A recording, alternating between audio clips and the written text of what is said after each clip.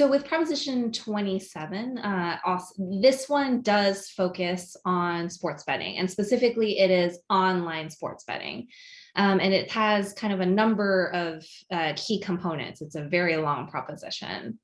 So first, it would change the California Constitution and state law to allow tribes or gambling companies to offer online sports betting over the internet and mobile devices. People 21 years of age and older in California who are not on tribal lands would be able to place bets no later than September of 2023.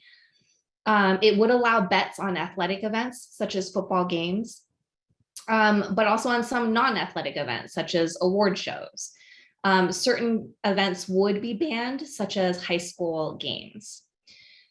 Tribes that have tribal state compacts, as well as certain gambling companies, typically those that are larger in size, such as those that have online sports betting licenses in at least 10 US states or territories, would be able to apply for a 5-year license to offer online sports betting. The measure does require various sports betting payments to the state.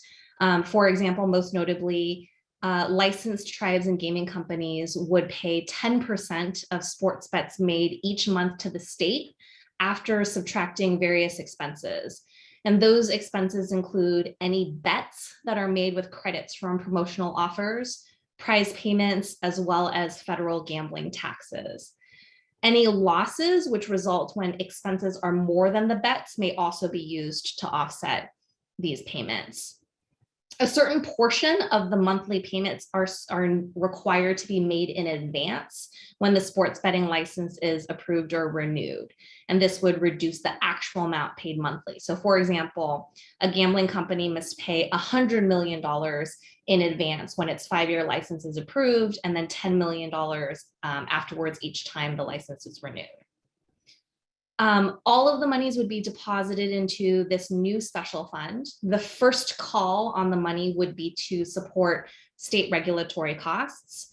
After that, the rest would be split for 2 major purposes. 85% would go to address homelessness or gambling addiction program costs, and then 15% would go to tribes that are not involved in online sports betting for tribal government, economic development, and other purposes.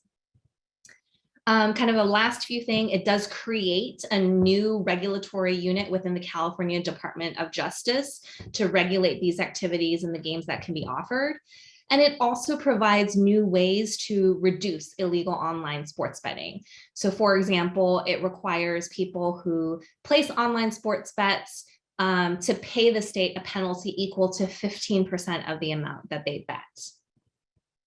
In terms of the fiscal effects, it really, again, depends on how it's interpreted and implemented. For example, how many people place bets, or how the gaming companies take their deductions will determine the amount that's paid to the state, for example. In terms of revenues, we do estimate that there will be increased state revenues, possibly in the hundreds of millions of dollars, but likely not more than $500 million annually.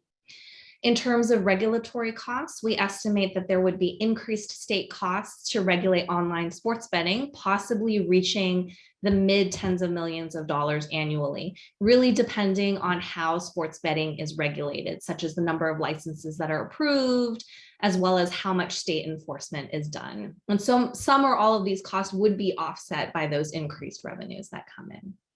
So with that, I'll turn things over to Kim again for your next slides. Wonderful, thank you so much. So we, looking at who got this on the ballot in the first place, it's those online sports betting companies. They obviously stand to profit quite a lot from this. In support, we have the Fresno mayor, we have several mayors, including Sacramento's mayor. In opposition, we have the lieutenant governor, leaders of the assembly and the Senate of both parties. And both political parties, if you can imagine, both major political parties, if you can imagine such a thing, both the Democrats and the Republicans are in opposition to this one. You saw it here. In support in terms of organizations, we have 3 tribes that are coming out in support.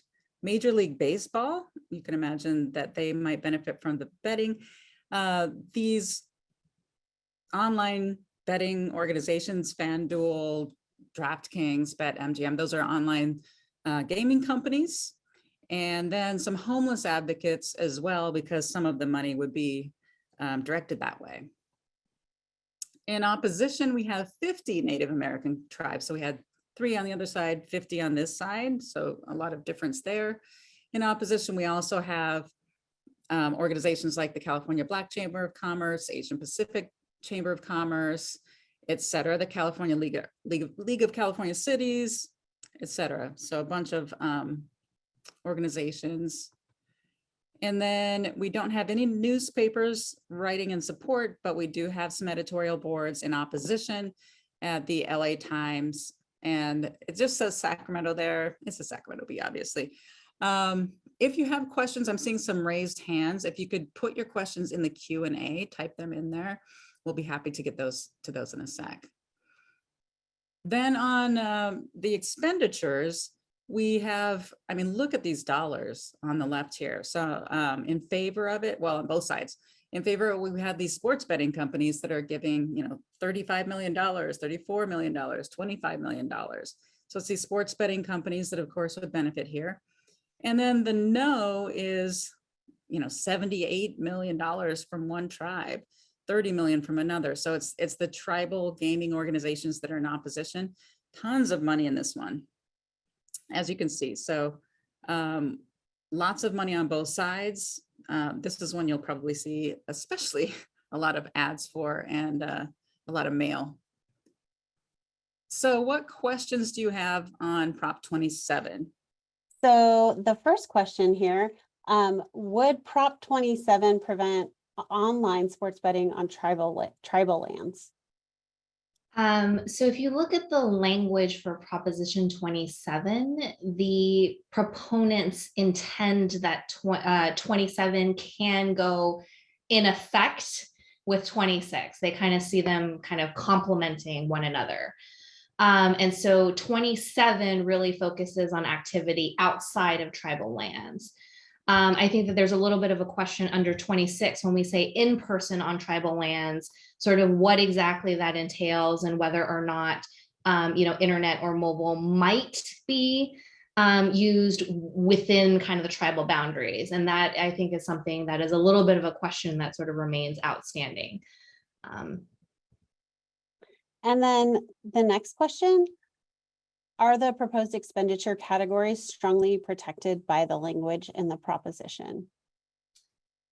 So the language does provide the legislature with flexibility in terms of some of the allocations. So for example, for the 85% that I talked about that goes to homelessness and gambling addiction, the legislature has flexibility in determining how much goes to gambling addiction programs. But in terms of the 85% that are going to those particular pieces, it's supposed to be generally going to those broad purposes. Similarly, on the homelessness side, the legislature does have some flexibility in terms of how exactly the money goes out to localities such as counties and cities, as well as kind of exactly what types of programs they support. But they all have that, they're supposed to have that theme of addressing housing, homelessness needs, et cetera. Great, thank you. And then I'm looking and it looks like most of the questions were very similar to each other. So if folks have additional questions, go ahead and feel free to pop those into the Q&A, or we can move on. Somebody asked if both of them fail, or can both of them fail, or does one need to pass? And the answer is yes, they could both fail, they could both pass too. If they did both pass, then there would likely be a court determination about the areas where there's a conflict between the two. How much revenue is expected to go towards homelessness?